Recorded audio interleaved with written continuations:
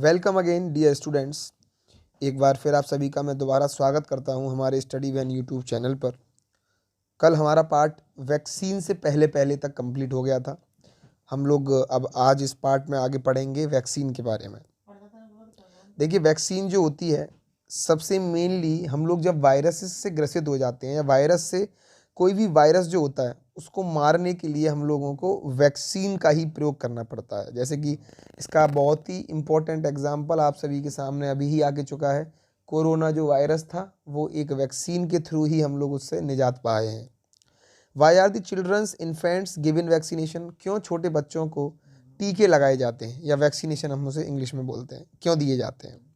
बोला गया है when a disease carrying microbes, जब एक डिसीज लेकर के आया हुआ कोई माइक्रो ऑर्गेनिजम्स हमारी बॉडी में एंटर करता है तो हमारी बॉडी के अंदर एंटीबॉडीज उससे लड़ने के लिए प्रोड्यूस होती हैं।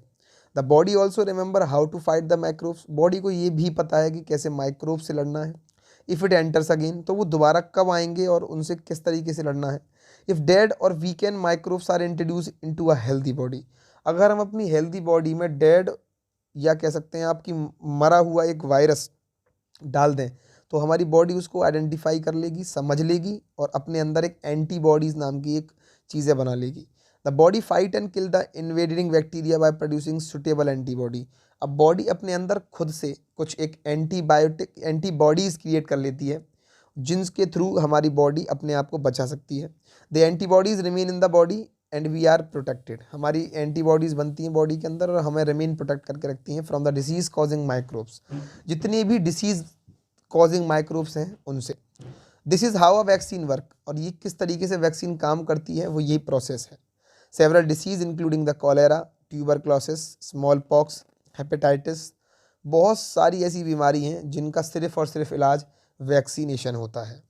एडवर्ड जेनर, इन्होंने ही वैक्सीन को एक स्मॉल पॉक्स के लिए सबसे पहले वैक्सीन 1798 में इन्वेंट की थी या डिस्कवर की थी, आप ये कह सकते हैं। In your childhood you must have been given injections to protect yourself, हम अपने बचपन में हमें कुछ इंजेक्शंस दिए जाते थे जिससे हमें डिसीज़ से बचाया जाता था। Can you prepare a list of these disease, क्या आप उन डिसीज़ की, उन बीमारियों को बता सकते हैं। जैसे BCG का टीका लगता है आपके, जिसको TB से बचने के लिए लगाया जाता है। Then you may take help from your parents, तो आप इसके लिए अपने पेरेंट्स से हेल्प ले सकते हैं। आगे बताया कि it is essential to protect all childrens against this disease, इन सभी डिसीज़ से या इन बीमारियों से हमें बच्चों को बचाना बहुत ज़रूरी है। पोलियो जो है उसके लिए हम लोग ओरल वैक्सीनेशन का प्रयोग करते हैं। पोलियो जो है उससे काफ़ी बच्चों को बचपन में ही डिसीजेस हो जाती हैं, वो भी एक वायरस का ही रूप है जिससे बच्चों का जो ग्रोथ है वो रुक जाती है, इसीलिए हम लोगों को ओरल वैक्सीनेशन उनको देना पड़ता है 5 साल तक। इसी तरीके से बताया हुआ है कि necessary vaccines are available in the nearby hospital, आप अगर अपने आसपास के गवर्नमेंट हॉस्पिटल्स या प्राइवेट में भी जाते हैं तो आपको वहाँ पर सारे वैक्सीनेशंस मिल जाएंगे। You might have seen the advertisement on TV, आपने TV चैनल्स पर, न्यूज़पेपर्स में और बहुत सारे बच्चों के प्रोटेक्शन के अगेंस्ट में पोलियो से बचने के लिए एक पल्स पोलियो प्रोग्राम भी चलाया गया था। तो इस तरीके की चीज़ें आप लोग अपने आसपास देखते हैं। बट बताया भी गया है कि polio drops given to childrens are actually a vaccine, हकीकत में मैंने अभी आपको जो बताया वही यहाँ बताया हुआ है कि जो पोलियो ड्रॉप्स होती है वो हकीकत में एक वैक्सीन ही होती है बच्चों को, लेकिन वो ओरल वैक्सीन कहलाई जाती है क्योंकि वो मुंह के थ्रू दी जाती है। A world wide campaign against smallpox has finally led to its eradication from most part of the world, हमारे वर्ल्ड के काफ़ी पार्ट्स ऐसे हैं जहाँ से बिल्कुल ये ख़त्म हो गया है स्मॉल पॉक्स और वहाँ आज नहीं है।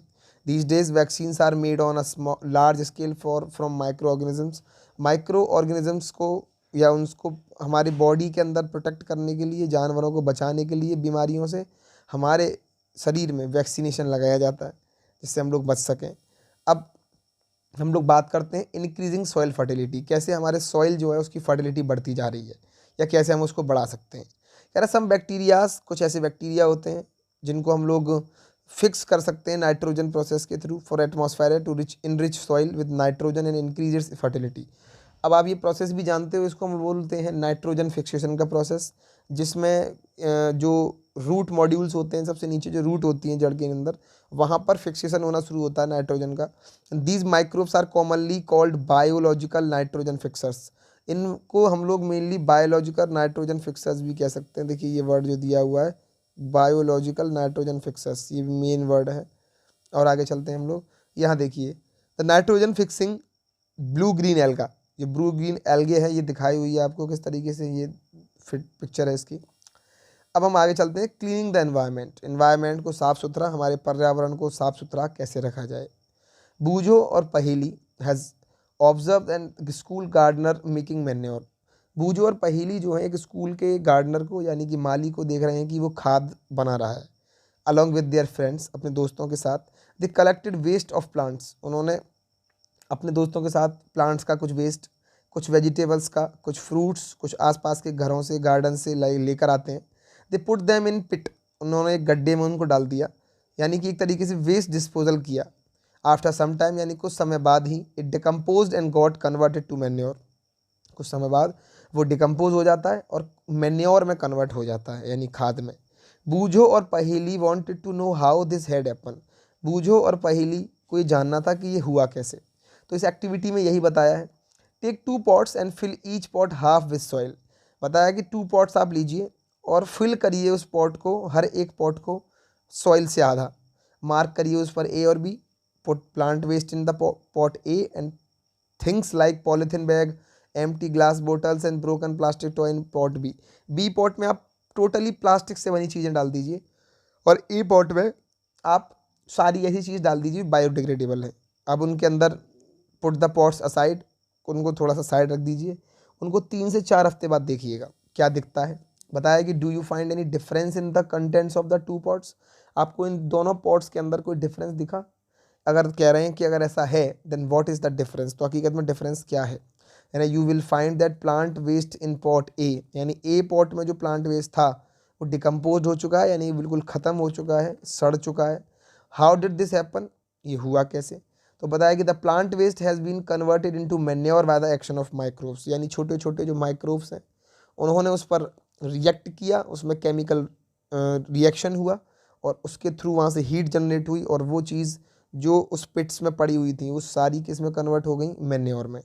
The nutrients release in the process can be use by the plant again, और इससे निकलने वाले न्यूट्रिएंट्स प्लांट्स के द्वारा एब्जॉर्ब किए जा सकते हैं। अब आगे चलते हैं, हम लोगों को बताया कि did you notice that in a pot B, आपने कभी नोटिस किया कि पॉट जो बी है, the polythene bags, empty glass bottles and broken toys part did not undergo any such changes, यानी इनके अंदर कोई ऐसा चेंज नहीं हुआ। The microbes could not act on them, यानी माइक्रो ऑर्गेनिजम्स ने उनके ऊपर वर्क करा ही नहीं और ना वो उनको कन्वर्ट कर पाए मैन्योर में। कारण क्या था और क्यों ऐसा हुआ, तो इसका कारण आपको नीचे बताया कि you often see large amount of dead organic matter in the form of decaying plant and sometimes dead animals on the ground, आप अपने आसपास बहुत ही लार्ज अमाउंट्स में डेड ऑर्गेनिक मैटर देखते हैं, बहुत सारा पड़ा रहता है। और एक बताया हुआ है कि decaying plants, sometimes dead animals देखते हैं हम ग्राउंड में, बहुत सारी चीज़ें देखते हैं। तो you find that they disappear after some time, आप ये भी देखोगे कि कुछ समय बाद वो डिसअपेयर हो जाते हैं। वो ऐसा होता क्यों है, this is because the micro organisms decompose dead organic waste, यानी माइक्रो ऑर्गेनिजम्स जो होते हैं वो डेड ऑर्गेनिक वेस्ट को डिकम्पोज कर देते हैं of plants and animals, converting them into simple substance, और वो कन्वर्ट कर देते हैं उसको एक बहुत ही सिंपलर सब्सटेंसेस में। These substances are again use by the other plant and animals, और यही अदर प्लांट और एनिमल्स के थ्रू यूज कर लिए जाते हैं। Microorganisms can be use to degrade the harmful and smelly substance under they clean up the environment, यानी जो माइक्रो ऑर्गेनिजम्स हैं वो एक तरीके से कह सकते हैं आपके डिग्रेड कर देते हैं and the harmful smelly substance उनसे निकलता है, they can up to the environment. But what are harmful micro organisms, हमारे लिए जो घातक माइक्रो ऑर्गेनिजम्स हैं वो कौन से हैं, या हार्मफुल माइक्रो ऑर्गेनिजम्स कौन से हैं। तो बता रहे हैं कि micro organisms are harmful in many ways, बहुत तरीके से आपके लिए माइक्रो ऑर्गेनिजम्स नुकसान कर सकते हैं आपको। Some of the micro organisms cause disease, कुछ तो बीमारी करते हैं हमारे अंदर, प्लांट्स और एनिमल्स के अंदर भी। इस तरीके के डिसीज कॉजिंग जो माइक्रो ऑर्गेनिजम्स होते हैं उनको हम लोग पैथोजेंस कहते हैं। क्या कहते हैं, उनको हम लोग बोलते हैं पैथोजेंस। ये जो वर्ड दिख रहा है आपको पैथोजेंस, ये बताया गया है कि some micro organisms spoil food, कुछ माइक्रो ऑर्गेनिजम्स ऐसे होते हैं जो फूड स्पॉइल कर देते हैं, खाने को सड़ा देते हैं, कपड़ों को ख़राब कर देते हैं, लेदर को ख़राब कर देते हैं। चलिए उन सभी के बारे में, कुछ उनकी हार्मफुल एक्टिविटीज़ के बारे में भी पढ़ते हैं। डिसीज़, ऐसी डिसीज़ और disease causing micro organisms in humans, इंसानों के अंदर जो डिसीज़ होती हैं या डिसीज़ हो जाती हैं उनको कैसे माइक्रो ऑर्गेनिजम्स करते हैं। बताया गया कि पैथोजेंस हमारी बॉडी के अंदर एयर से जो हम ब्रीथ करते हैं उससे चले जाते हैं। अब होता क्या है, या फिर हमारे द्वारा जो पिया गया पानी है या हमारे द्वारा जो खाया गया खाना है उसके थ्रू हमारी बॉडी में जाते हैं। अब वहाँ पर जाकर वो अंदर ट्रांसमिट करते हैं और हमारे साथ डायरेक्ट कांटेक्ट कर सकते हैं infected persons carried by an animal. Microbial disease, अब कुछ ऐसी माइक्रोबियल डिसीजेज होती हैं that can be spread from an infected person, जो एक इन्फेक्टेड पर्सन से कह सकते हैं आपकी फैल सकती हैं किसी हेल्दी पर्सन तक। अब उसकी सांस लेने से, उसके पानी पीने से, उसका खाने से, उसके फिजिकल कांटेक्ट से, और ऐसी ही बीमारी जो इन सब चीज़ों से फैले उन्हें हम लोग कम्युनिकेबल डिसीज़ कहते हैं। क्या कहते हैं हम लोग उन्हें? कम्युनिकेबल डिसीज़ भी कहते हैं। बट आगे बताया है कि example of such disease include cholera. अब इन डिसीज़ में कुछ एग्जाम्पल दिए हैं आपको, जैसे कि कॉलेरा हो गया, कॉमन कोल्ड हो गया, चिकन हो गया, चिकन पॉक्स, ट्यूबरक्लोसिस हो गया यानी TB. When a person suffering from common cold, यानी जब कोई व्यक्ति एक कॉमन कोल्ड से सफ़र करता है तो वो स्नीज करता है। स्नीज मीन्स उसके जुकाम महसूस होता है, वो छींकता है, उसके अंदर काफ़ी प्रॉब्लम्स होती हैं, सिर में दर्द भी होता है। Fine droplets of moisture carrying thousands of virus are spread in the air. अब अगर उसे कोई वायरस होगा तो जब भी वो छींकेगा तो उसकी एक एक ड्रॉपलेट्स उड़ करके बाहर जाएंगी और जो सामने वाला पर्सन जो उस एयर में सांस ले, उस एयर में ब्रीथ कर रहा है उसके अंदर भी वो चली जाएंगी। देन द वायरस में enter the body of healthy person while breathing and cause infection.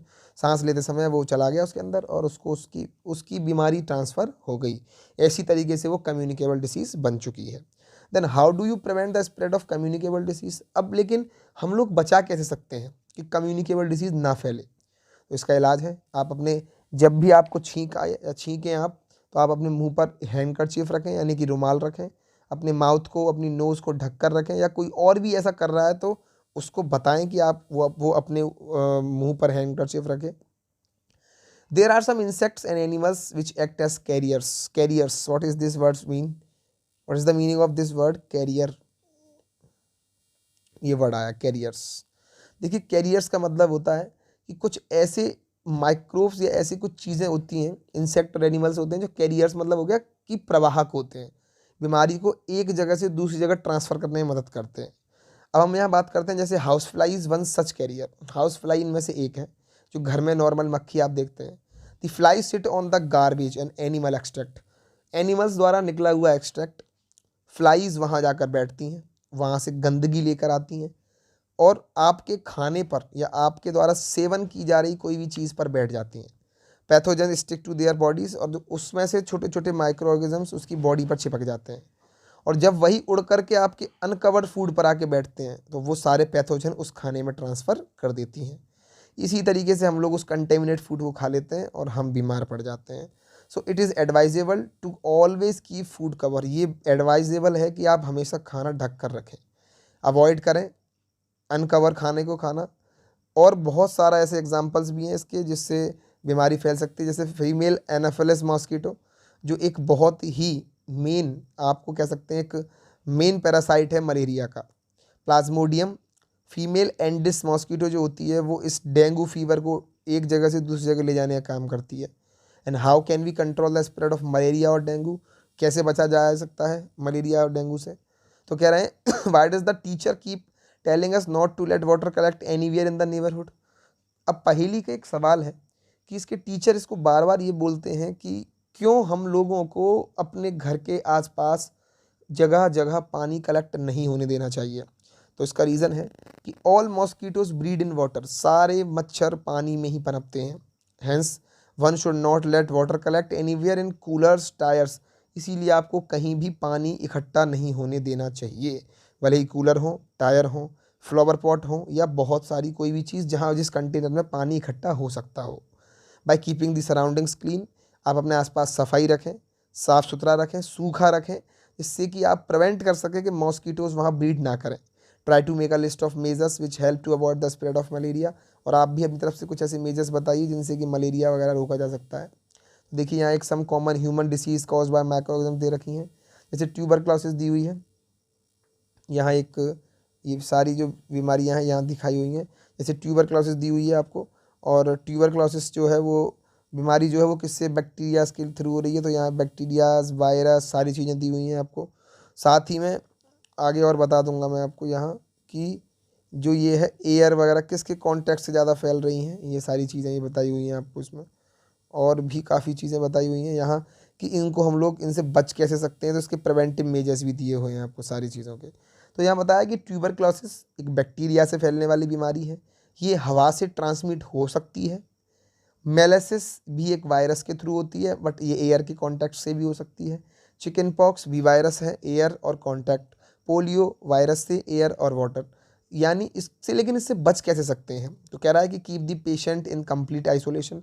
पहली बात, इस ऐसे व्यक्ति को जिसको ये प्रॉब्लम है उसको एक कंप्लीट आइसोलेशन में डाल दीजिए, यानी बिल्कुल सेपरेटली अकेला छोड़ दीजिए।